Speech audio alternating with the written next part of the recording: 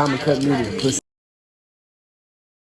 What's up, everyone? It's Tion Bacody, and we're back with another Diamond KUT Media interview. And we're getting close to the Tribeca Film Festival 2026. Last year, we dropped a few interviews at Tribeca Film Festival. We're going to be back this year. So we're kicking off this year's film festival coverage with Isabel Lamers with us today. And she's the director of new film Kaya. And Kaya will be premiering at Tribeca Film Festival, correct? Yes, it's the world premiere. So World premiere. How does that feel? it's unbelievable. Like I didn't expect this to happen, and I'm still really like confused. I guess I'm just nervous, excited, and yeah, I think I need it to happen so that I process what's happening, I think. Right. And this is the first film you ever directed, correct? Yeah, it's the And first film I've ever made in oh wow. film, like full stop. And to have that in Tribeca Film Festival, how does that even happen? Do you just submit it? Like, how does that happen?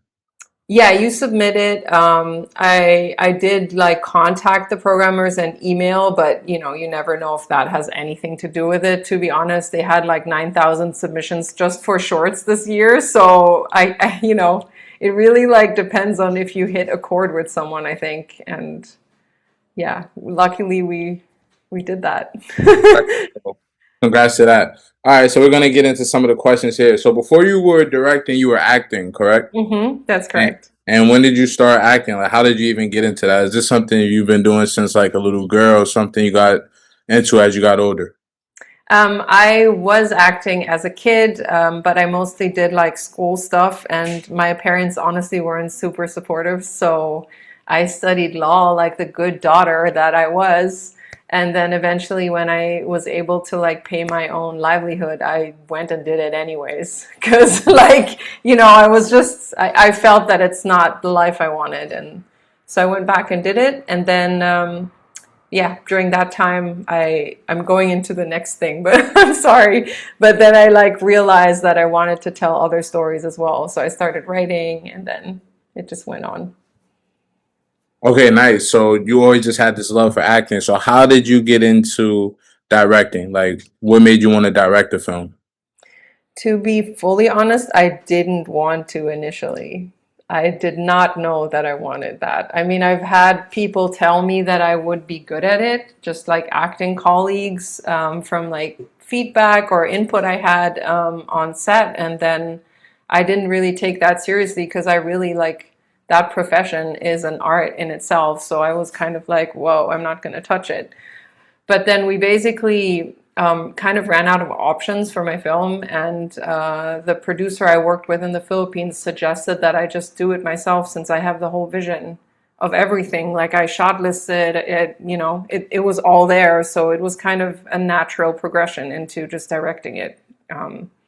But it's hard because it's an action film, and there's a lot of like dynamic shots that we had to get where they're running back and forth from front to back of camera is kind of a pain.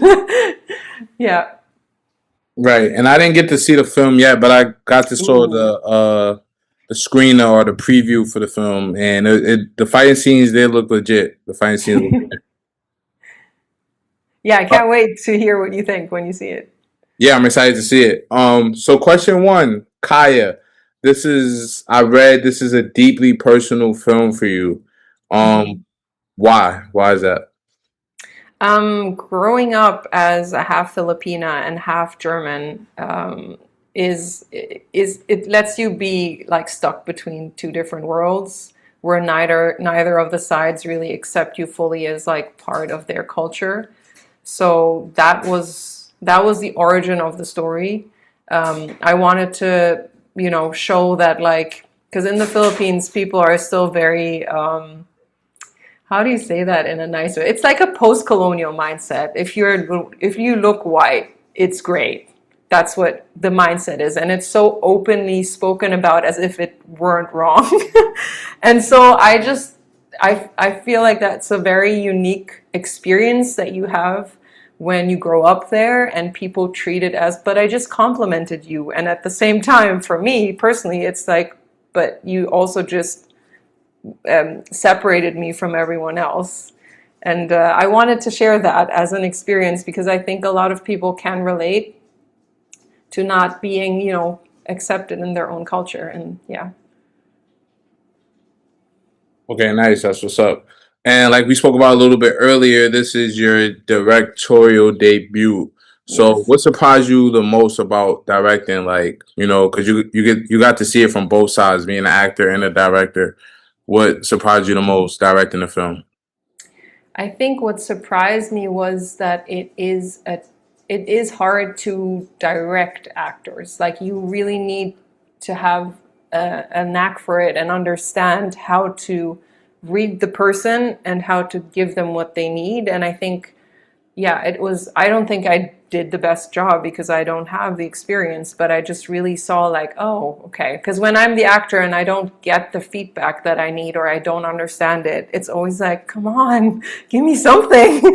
And then being myself in that position and seeing sometimes that what I'm saying doesn't land was like, oh, okay, I know what's happening here. But also it was very good to see how basically filmmaking is such a collaboration between all the different disciplines that make up the movie, and like how it isn't all on the actor. Like the music plays a role, the cut, the edit, like the beats of how we just pace it together makes such a big difference in everything. So like actors can relax a bit more into like, okay, it's going to make sense when we have the whole piece together. So it was very a big learning experience for me. Okay, and then what does the title Kaya represent to you? Because the title has a meaning as well, right? Yeah, kaya is a Filipino or Tagalog word, and it stands for different things like capability, possibility. You can basically say kaya mo, like you can do it. But also it's sometimes used at the end of a sentence to say like maybe. So I thought it's just a very suiting word. The original working film title was Filipino Karate Kid because that's basically the short pitch of it. But yeah, I think Kaya is a much more suiting title. And we also actually wrote it in the or ancient Filipino, the indigenous Filipino writing after the title because it is often used in Filipino martial arts. So we wanted to like share that also. Right, we're gonna get into that too. The Filipino martial arts. We're gonna get into that. But if you could describe Kaya in 3 words, what would they be? um, Identity, martial arts. Is that a one word? And then I would say family. Yeah, Why it those turned three? out to be a bigger part than I thought, that the family aspect of it and how your family at the same time pressures you and also shapes you and also can lift you up. So yeah, I didn't expect it to take on such a big part. There's like these different versions of a film, like the one you write, then the one you film, and then the one you cut. And at the end in the edit, I was like, I want these scenes to come out more. Somehow it felt like it spoke to us and the editor more. Well, identity basically because it's a lot about identity, mixed race identity, belonging, and then martial arts. I think is kind of obvious, but it is the tool that our protagonist uses in order to prove herself. Right. And since you also starred in the film as well. Yes. So you directed and starred in the film, wore both hats. How was it doing both? Because like you said earlier, like directing, you have to have a knack for it to make people want to act. You're also Uh-huh. an actor, so you're expecting certain things. So how was it doing both? It was a challenge. It was very interesting too, and I think the most unexpected challenge that I had was feeling awkward about having so much attention on me. I think that was one of the big growth things personally for me because I know like as an actor it shouldn't be the thing, but like taking up space I think as an Asian person is still for me a challenge, and like being ask for everything. Like they will come to you and are like, director, what do you need? Director, what do we do? So it was a very interesting experience to be like the lead and the director. And then I think the collaboration with the other actors and with my team was just yeah, a great. It was just very helpful to do, because otherwise I wouldn't have been able to switch in and out of those roles. So RAD helped a lot too. For example, if I was prepping a scene or I was in costume, she would come and over to the chair and discuss the things from there, or they would hold meetings with all the department heads while I was in makeup and hair. So, it was only possible because everyone was like so flexible with these things. So, Right. And I want to get into the Filipino martial arts that you mentioned a little bit earlier. Um, mhm. like those scenes, like, do you have any experience, any background in Filipino martial arts? I had some, but I didn't have the level that I had towards the end of the filming. I have a general, like the character, I have more of a kickboxing experience. I used to do judo, and I have a tiny bit of karate experience from when I was a younger, like a kid. But I only discovered Filipino martial arts the year that I was writing that. So, yeah, mid 24, I think. So I started training and discovering more about it, and actually realizing that I've never known about a Filipino martial art, or although I have been practicing martial arts. So it was just, I just really wanted to make a movie that also showcases that we have our own indigenous martial art. Right. And I never heard of Filipino martial arts either. So, like, what's the distinction? What's the difference from that and like other martial arts? Basically, the key thing is that it is a survival art, so it didn't come out as a like an art, but it was more of a survival thing. So all the skills are basically used to fight off colonizers, it very bluntly said. But the interesting part is that anyone was supposed to be able to use it. So I won't say a child, but I'm sure that that's also, what happened in the real world. But like, you would take whatever you can get, a stick or whatever, a stone, and you would use that to defend yourself. And that's why one of the key distinctions to other martial arts is that in FMA, you start with the weapon first. And from there, you would take the weapon away and then translate the things with the hand, or with, hand-to-hand combat. And so that leads to the fact that it's super versatile and still used in various, militaries to like train soldiers, because it's helpful to, do with what you have, because the reality of a fight is that we don't know what's going to happen. But that makes it very quick and tricky. I think it's a very intricate martial arts where you like use leverage and you use unexpected moves and you use the force of the other person to like, evade. I know that's kind of similar to other Asian martial arts, but yeah, the main thing is starting with the weapon first. Nice. A nice history lesson of Filipino martial arts on Diamond KUT Media. There you go. All right. So, were there any films like that you watched that inspired you or helped you make this film? Like maybe like um, I let mean, me see. definitely Karate Kid. Definitely that, and how they also weave the journey of like identity and discovery and stuff into the film. Um, for this specific, I mean, I have a lot of things that inspire me in general in writing, like Everything Everywhere All at Once, or I love the Dune movies, but I don't know if they specifically inspired this film. Okay, I was gonna ask. Originally, I was gonna say like maybe like a Kill Bill or I don't know. Have you ever seen Kill Bill? Yes, I think the closest thing that people would have said would be like Rocky, kind of. But yeah, Okay, nice. And do you see yourself continuing in the action genre after Kaya? Like continue to yes, make action movies? 100%.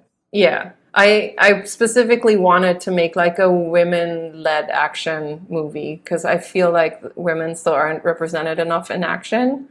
And that's why I made like I wanted to have a female fight choreographer, a female DP, like those things were like really important to me, so that we can like make it our own as well. And I like having like an action film that has like a deeper story, and not just like fight, the story helps to get to the action. It's also a story without the action. So I really that was important to me. So yes, this is supposed to be a proof of concept for like a feature film, so hopefully. Okay, nice, nice. You just talked about it. You wanted this film to represent women. Talked about it a little bit earlier. You wanted the representation for a Filipino woman. So, like, what stories do you feel like still need to be told, like in Hollywood right now? I think, yeah, definitely women's stories and BIPOC stories. For me specifically, I think the mixed race, how do you call it, experience is not as well documented. Like, oftentimes when you see mixed race kids, they're placed into something else, or it's like not even a topic, like what their life experience is like. Or they're like cast into something stereotypical, like someone who's half Asian then looks Asian, where it's like, guys, what are we doing? So I think there's so much potential for stories from like non-mainstream cultures and ethnicities. So I just want everyone to like be inspired by this film and say like we can tell our stories. Like we don't And have to wait for someone else to tell them. We just go ahead and make it. definitely, I like that. I like that. Sounds like exactly what I wanted to do with my brand. But what scene in the film are you most excited for audience to see or experience for the first time? I mean, I think the fight, like, let's be honest, it's like the coolest part. The end fight is just, it's like the gold piece of the film. If we take the fight apart, because we know this is like the most exciting, and it's like people will have said that they're at the edge of their seat when they're watching it. Apart from that, I really like the mom-daughter scenes, because I think that's like a really interesting dynamic and very truthful. And it's like they're a bit estranged, so it's interesting how you see that they're, when people love each other but they don't really know how to get together again. It's kind of like you're pouring at the door and trying to get in, and that's, I think it's a just really cute dynamic that people can relate to. Okay, nice. And after Tribeca, what are you like? What are your hopes with Kaya? Do you want to try to put it on streaming? Do you want to try to distribute it other ways? What's your hopes for the movie? Yeah, streaming would be great. Distribution in general would be nice. We're gonna go through a festival circuit a bit more. So we're showing at Wyoming International Film Festival next, and there've been like, festivals asking to show the film. So let's see where it goes. Imagine it would be Oscar qualifying. I'm like, I don't know. Of course, it's like a big dream, but like, who knows? You never know. I never thought I would get into Tribeca. So, but yes, next would be, making it available to the public as well, because sometimes short films get lost in the festivals and no one gets to see them. So, Right, that's what's up. Big aspirations. Shout out to that. So, Isabel, let the people know where they can find you on social media, learn more about your new film, Kaya, and just connect with you in the film. So you can follow the film on social media. On Instagram, it's called Kaya_the film. And then you can find me Isabel.Lamers as well on Instagram. We're working on a web page, but so far Instagram is the most reliable one. Okay, nice. So, guys, make sure y'all follow her. If you like this video, make sure you like it, subscribe, and share with a friend. And we're signing out.